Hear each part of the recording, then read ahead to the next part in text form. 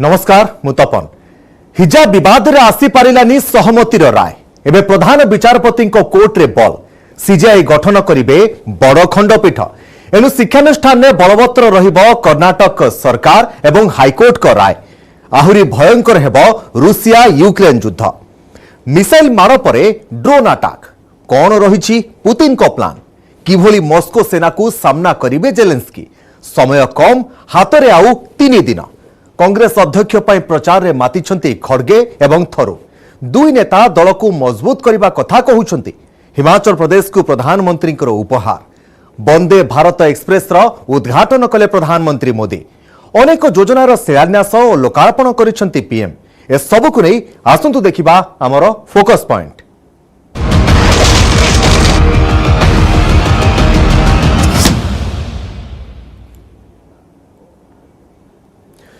हिजाब विवाद रे आसी पारिलानी सहमतिर राय सुप्रीमकोर्ट को 2 जणिया खंडपीठ मामला उपरे विपरीतमुखी मत देइथिबा बेले एबे प्रधान विचारपति कोर्ट रे बल मामलार सानी सुनानी पाई प्रधान विचारपति गठन करिवे बड़ खंडपीठ तेणु एभली क्षेत्र में चूड़ांत सुनानी आसवाकू आहुरी समय लागिबो एभली स्थिति रे कर्नाटक समस्त शिक्षानुष्ठान में बलवत्तर रहिबो राज्य सरकार को नियम एवं हाईकोर्ट को राय तेबे काहींकी हेला सुप्रीमकोर्ट खंडपीठ रे दिमत आसुन देखिबा।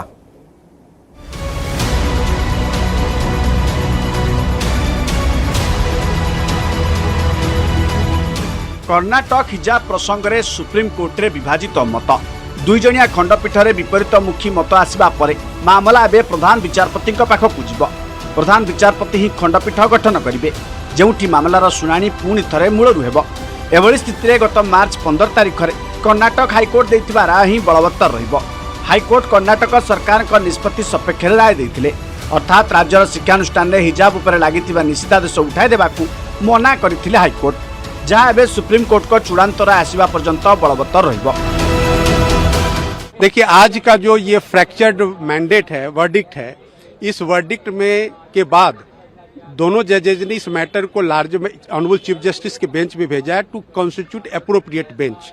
अब ऑनरेबल चीफ जस्टिस जो बेंच बनाएंगे वो 3 जजेज बेंच होगी या 5 जजेज बेंच होगी ये उनका प्रेरोगेटिव है लेकिन अब हमें इंतजार करना चाहिए कि जो नई बेंच आएगी उसके समक्ष पूरी सुनवाई होगी फिर से और नई बेंच का जो फैसला होगा उसी फैसले से हाईकोर्ट का जजमेंट प्रभावित होगा। हाईकोर्ट का फैसला लागू रहेगा तब तक जब तक कि जो नई बेंच बनेगी उसका जो फैसला होगा उस फैसले तक हाईकोर्ट का फैसला लागू रहेगा।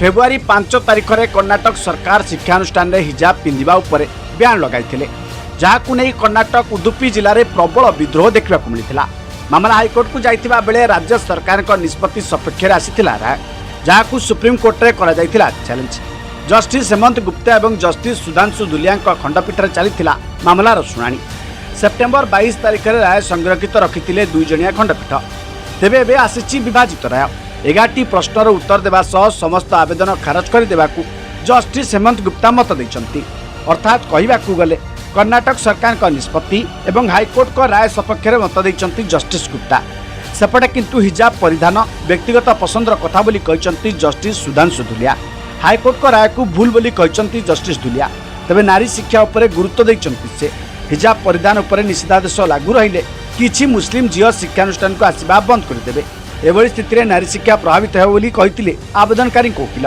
जहां सपक्ष में जस्टिस धुलिया राय जाइछि। 2 जजेस ने अपनी अपनी राय दी है। एक ने जस्टिस गुप्ता ने ये तो नहीं बताया कि उन्होंने कि किस बिना पर अपील से डिसमिस करने का प्रस्ताव रखा लेकिन यह है कि वो तो उनका जजमेंट पढ़ के हमको पता चलेगा क्या सवाल उठते हैं क्या संवैधानिक सवाल उठते हैं ये उन्होंने हमको बताया। वो संवैधानिक प्रश्न 11 उन्होंने हमको पढ़ के सुनाए।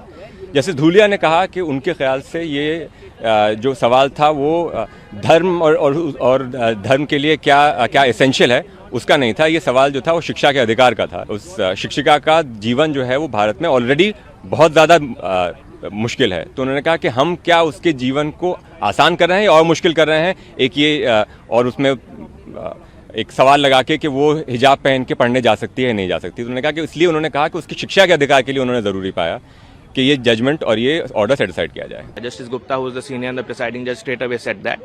Then he read out his 11 questions which he had framed in his judgment, and he said each of those 11 questions he has decided against the petitioners.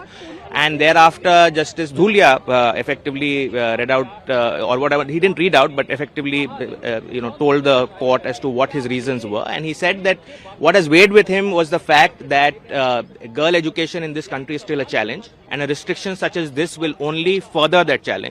Therefore, to facilitate girl education, one needs to be accommodative. दुई जणिया खंडपीठ आसिला विभाजित मत। जड़े विचारपति हिजाब ब्यान सपक्ष में मत देथिबा बेले आउ जड़े मैटर ऑफ चॉइस कथा कही एक प्रकार हिजाब सपक्ष रे राय। जस्टिस हेमंत गुप्ता मत को स्वागत करिसंती कर्णाटक बीजेपी सरकार। सेपटे जस्टिस सुधांशु धुलिया मत को स्वागत करिसंती सीपीएम नेत्री सुहासिनी अली। जस्टिस धुलिया है, उन्होंने जो बात कही है वो बहुत महत्वपूर्ण है। जिस बेंच के पास अब ये मामला जाएगा, बड़े विस्तारित बेंच के पास, वो भी इसको संविधान के आधार पे ही देखेंगे।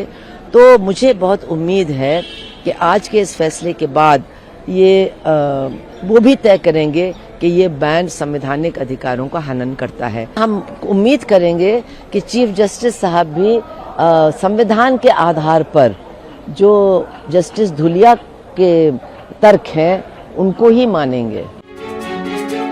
लगातार 10 दिन धरी उभय पक्षर जुक्ति सुनिबा परे गत सेप्टेम्बर 22 तारिख में राय संरक्षित रखिथिले जस्टिस गुप्ता और धुलिया खंडपीठ। किंतु एबे मामला जाइछि प्रधान विचारपति निकटकू। मामलार सानी सुनानी पाई एबे प्रधान विचारपति गठन करिवे खंडपीठ। वर्तमान थिबा सीजेआई जस्टिस यूयू ललित आसंता नवेम्बर 9 तारिख में अवसर नेउथिबा बेले जस्टिस डीवाई चंद्रचूड़ हेबे परवर्ती सीजेआई। जेते दूर आशा जस्टिस चंद्रचूड़ कार्यकाल रे ही हिजाब मामला उपर आसीपारे चूड़ांत राय। Bureau report, news 18 Odia. 7